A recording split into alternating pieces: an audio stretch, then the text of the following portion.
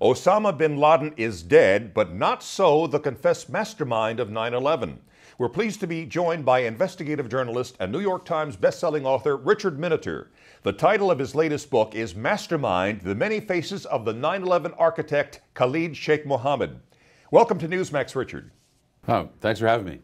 Your book was, of course, written before bin Laden was killed. You say the two were rivals. You also write that waterboarding KSM helped the CIA stop terror plots already in motion. As such, is there a chance that waterboarding helped the CIA locate bin Laden? There's a very good chance that waterboarding helped the CIA stop a number of plots, as I report in my book, Mastermind. Plots to blow up the U.S. Embassy in Paris, to blow up the U.S. Embassy in Bamako, plots to kill the U.S. ambassador in Singapore, plots to sink U.S. warships off the Straits of Gibraltar, plots to attack the Paris-Dakar road race. This is a race of cars that starts in West Africa, goes across the Sahara, and ends up in Paris. It's covered live around the world on TV. They wanted to kidnap the drivers of that race. Many, many plots were stopped, plots to blow up the stadium at the World Cup soccer games. So enormous plots were stopped thanks to interrogating KSM and waterboarding him. He was waterboarded for about a month in March 2003 following his capture. And once he broke, then he started talking freely ever since. And more recently, he began talking to the CIA and to his DOD interrogators at Guantanamo about the name of the courier, the most trusted link between Osama bin Laden and the outside world. And that tip, coming directly from Khalid Sheikh Mohammed, led the CIA to bin Laden's lair in Afghanistan. Khalid Sheikh Mohammed has yet to go on trial, and you say Obama administration officials, in essence, plotted to keep KSM alive and lied to the families of the 9/11 victims. Please explain. Shortly after President Obama was elected, but before he was sworn in, he met with a number of the 9/11 families. They were very concerned, based on Obama's campaign, that he was going to shut down the military commissions and deny the families the right to closure in their lives and to finally get justice for their lost sons, daughters, fathers, and mothers. And so Obama looked them in the eye and said, no, I will not stop the military commissions. We will do civilian trials for other defendants, but not these. Khalid Sheikh Mohammed and the other 4 people directly involved in the planning of 9/11, they will continue in the military commissions. 2 days after President Obama is sworn in as president, he changed his mind. He stops the commissions in the middle, and KSM is spared a trial for the following 2 years, while Eric Holder, the Attorney General, has a fruitless fight to try to get a civilian trial for KSM in New York. What a waste of time. Now we're coming up on the 10th anniversary of the 9/11 attacks, and those families are frankly going to have to see KSM still alive 10 years after their loved ones were killed on September 11th. Richard, does it seem at all inconsistent to you that Obama approved the takeout of bin Laden, but he and Attorney General Holder strongly resisted bringing KSM before a military tribunal, advocating a civilian trial instead?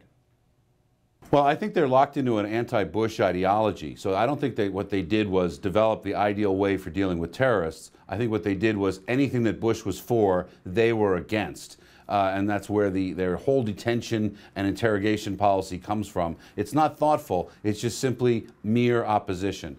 Now that they're in power and they have to make real decisions involving real terrorists, they realize how dangerous it would be to let Khalid Sheikh Mohammed, the planner of the 9/11 attacks, to let him out. Now, as for President Obama's seemingly bold move to take out Osama bin Laden, remember, he took him more than 18 hours to decide after the SEAL team was ready to issue the order letting them to go in. 18 hours of indecision and hair pulling by President Obama. Not exactly decisive, not exactly Reagan-esque. Of course, as we mentioned, Holder did an about-face a few weeks ago saying KSM will be tried now before a military commission at Guantanamo Bay, and then promptly blamed Congress for the whole thing. Now, you speculate that it may be more dangerous to execute KSM than to keep him alive. Why? It may be more dangerous to execute him because, frankly, we need KSM's constant fountain of information that is his mouth. We need him alive and talking to us. That's how we found bin Laden, thanks to an interrogation of Khalid Sheikh Mohammed only a few years ago.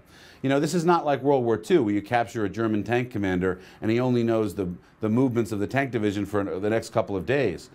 These guys at the senior levels of Al-Qaeda know about all of the long-term plots, but more importantly, they know the personnel. They know the long-term relationships. They know who's in favor and who's not, who will work with whom, who will give money to whom, and that kind of thing is extremely valuable. In fact, as we saw with the successful attack on Osama bin Laden's hideout and the killing of bin Laden, KSM knew the name of that courier, and he knew other key details that were useful to the CIA. If we had executed him, we never would have gotten to bin Laden. Now your views on Osama bin Laden's death. Some expert analysts, including Michael Scheuer and Arno de Borgrave, suggest bin Laden was fairly irrelevant in the overall scheme of things, since a new, younger breed of terrorists is being inspired by the internet, and Al-Qaeda is much more global than it was on 9/11. You think the bin Laden execution was a major blow to Al-Qaeda. Please explain.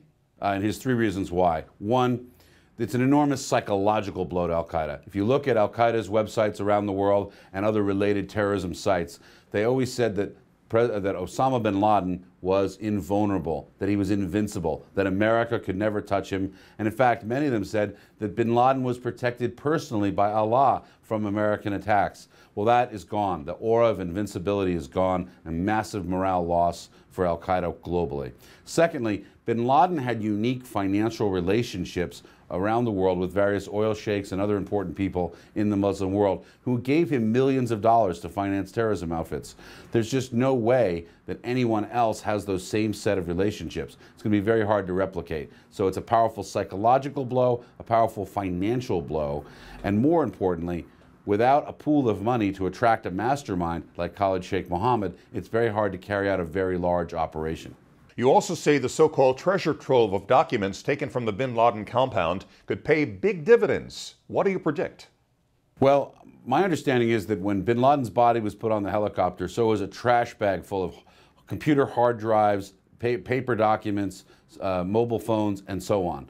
Those are going to be exploited by military and intelligence teams known as DocX, or document exploitation teams, that specialize in finding every phone number that was called and who those phone numbers belong to, looking at the documents, and slowly but carefully, and they're going to unravel a number of key Al-Qaeda cells around the world. And I would expect secret follow-up raids from as far away as the Philippines to Morocco, all across the world, against Al-Qaeda cells uncovered by those documents found in bin Laden's hideout. Again, the name of his book, Mastermind, The Many Faces of the 9/11 Architect Khalid Sheikh Mohammed. Lots of stuff in there you do not know. Definitely a good read. Richard Miniter, thank you so much for being with us here. Thank you. Real pleasure. And thank you for watching Newsmax TV.